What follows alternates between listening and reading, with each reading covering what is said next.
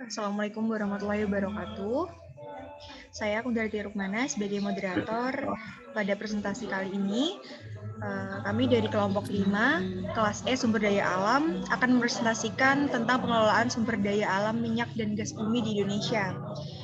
Kami mengambil referensi dari buku Pengelolaan Sumber Daya Alam karangan Dr. Iswandi dan Dr. Endang Dewata.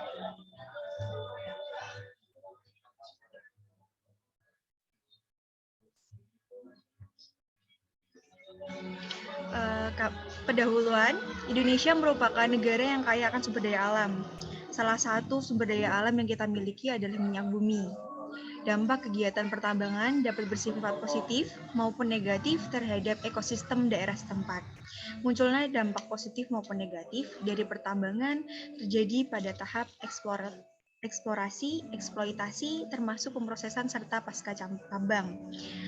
Hal tersebut juga dapat mempengaruhi ketersediaan minyak dan gas bumi di Indonesia apabila dilakukan eksploitasi yang berlebihan tanpa memperhatikan aspek-aspek yang ada. Selain itu, adanya tambang minyak dan gas bumi juga berdampak terhadap kehidupan masyarakat, yang mana tak jarang adanya alih fungsi lahan dari sektor pertanian ke sektor pertambangan. Untuk itu, kami menemukan 4 rumusan masalah. Yang pertama, bagaimana ketersediaan sumber daya alam minyak dan gas bumi di Indonesia. Yang kedua, bagaimana peran negara dalam pengelolaan sumber daya alam minyak dan gas bumi. Yang ketiga, mengapa sumber daya alam minyak dan gas bumi di Indonesia dipegang oleh pihak asing. Yang keempat, bagaimana dampak eksplorasi dan eksploitasi minyak dan gas bumi bagi lingkungan dan kehidupan masyarakat sekitar. Untuk selanjutnya akan dilanjutkan oleh teman kami. Kepadanya dipersilakan.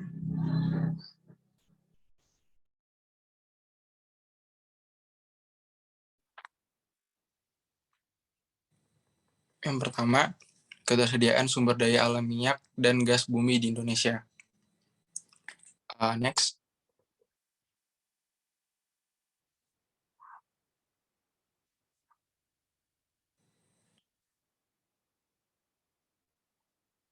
Next slide. Indonesia merupakan negara yang kaya akan sumber daya alam. Salah satunya yaitu sumber daya migas. Kementerian mendata ada 70 cekungan di seluruh wilayah Indonesia yang belum tereksplorasi dari total 128 cekungan per Januari 2021. Kementerian ESDM mencatat total cadangan terbukti atau proven reserve sebesar 2,44 miliar barrel dan gas sebesar 43,6 TCF atau triliun cubic feet. Next. Berikut adalah tabel produksi minyak bumi dan gas alam dari tahun 1996 sampai 2020. Next. Yang kedua, peran negara dalam pengelolaan sumber daya. Selanjutnya akan disampaikan oleh saudari Lurido. Kepadanya dipersilakan.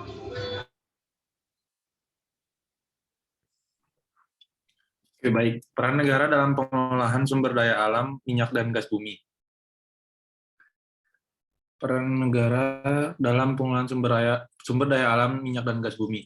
Pasal 33 Undang-Undang Dasar 1945 merupakan dasar konstitusional mengenai hak negara menguasai bumi, air, dan kekayaan alam yang terkandung di dalamnya. Pasal ini juga tidak hanya memuat ketentuan mengenai bumi, air, dan kekayaan alam yang terkandung di dalamnya, tetapi juga memuat ketentuan bahwa penguasaan negara itu dipergunakan untuk sebesar-besar kemakmuran rakyat. Kedua kaidah ini tidak dapat dipisahkan satu sama lain. Keduanya merupakan satu kesatuan yang sistemik. Hak negara menguasai merupakan instrumen atau bersifat instrumental, sedangkan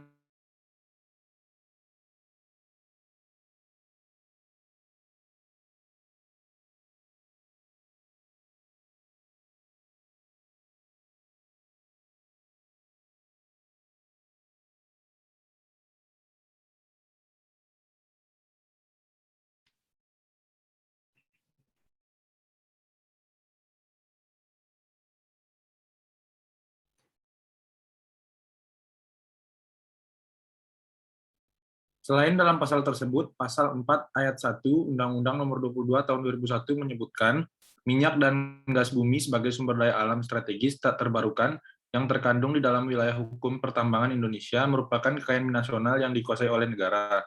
Dan diperjelas dengan ayat 2 yang berbunyi, penguasaan oleh negara sebagaimana dimaksud dalam ayat 1 diselenggarakan oleh pemerintah sebagai pemegang kuasa pertambangan. Dalam penyelenggaraan usaha minyak dan gas bumi, pemerintah pusat membentuk Badan Pengatur Hilir Minyak dan Gas Bumi yang disingkat BPH Migas. BPH Migas adalah badan yang melakukan pengaturan pengawasan terhadap penyediaan dan pendistribusian bahan bakar minyak dan gas bumi, serta pengangkutan gas bumi melalui pipa pada kegiatan usaha hilir. Dasar hukum pembentukan BPH Migas adalah Peraturan Pemerintah Nomor 67 Tahun 2002, Jungto Keputusan Presiden Nomor 86 Tahun 2002.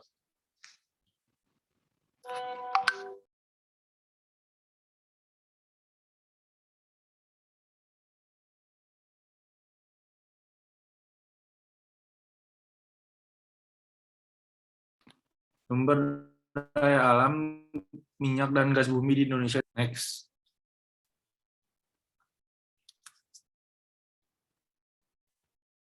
Sumber daya di Indonesia berupa minyak bumi dan gas alam saat ini mayoritas dikuasai oleh pihak asing. Hal ini dikarenakan besarnya modal yang dibutuhkan dan minimnya sumber daya manusia yang menguasai teknologi terkait eksploitasi migas. Pasca konferensi Time Life Corp di Geneva dan diberlakukan Undang-Undang Penanaman Modal Asing pada tahun 1967, korporasi asing mulai mengeksploitasi migas di Indonesia. Next. Berikut adalah persentase perusahaan migas di Indonesia. 69,9% perusahaan asing mendominasi industri perusahaan migas di Indonesia.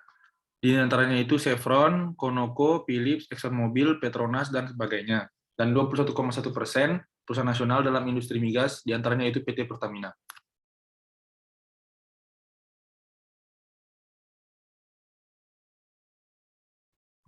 Berikut peta dari Kementerian ESDM. Next. Oke, untuk selanjutnya akan disampaikan oleh Saudara Lavarel. Kepadanya dipersilakan.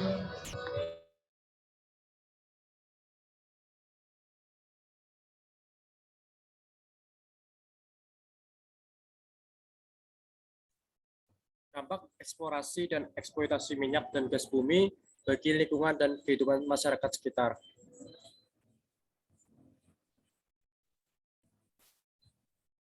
Dampak bagi lingkungan ada dua, dampak positif dan dampak negatif. Yang dampak positif terlebih dahulu, apabila sumber daya minyak dan gas bumi dikelola dengan baik, maka lingkungan akan menjadi seimbang dan alam tidak akan kehilangan fungsinya sebagai pengendali keseimbangan kehidupan. Selanjutnya, dampak negatif, apabila eksploitasi yang dilakukan terlalu berlebihan, maka limbah cair yang dihasilkan dapat mencemari air, limbah B3 yang dihasilkan dapat mencemari tanah, dan meningkatkan potensi banjir maupun tanah longsor, serta membahayakan ekosistem darat maupun air. Dampak bagi kehidupan masyarakat, yang pertama dari dampak positifnya, dampak positif adanya perusahaan eksplorasi dan eksploitasi minyak dan gas bumi adalah tersedianya lapangan kerja bagi masyarakat sekitar yang tentunya yang menguasai penggunaan teknologi tentang eksploitasi dan eksplorasi minyak dan gas bumi. Selanjutnya, dampak negatifnya adalah dampak didirikannya perusahaan eksplorasi dan eksploitasi minyak dan gas bumi terhadap masyarakat, maka alih fungsi lahan yang mengakibatkan masyarakat beralih profesi, menurunnya kondisi ekonomi masyarakat, dan tidak terpenuhinya kebutuhan pangan.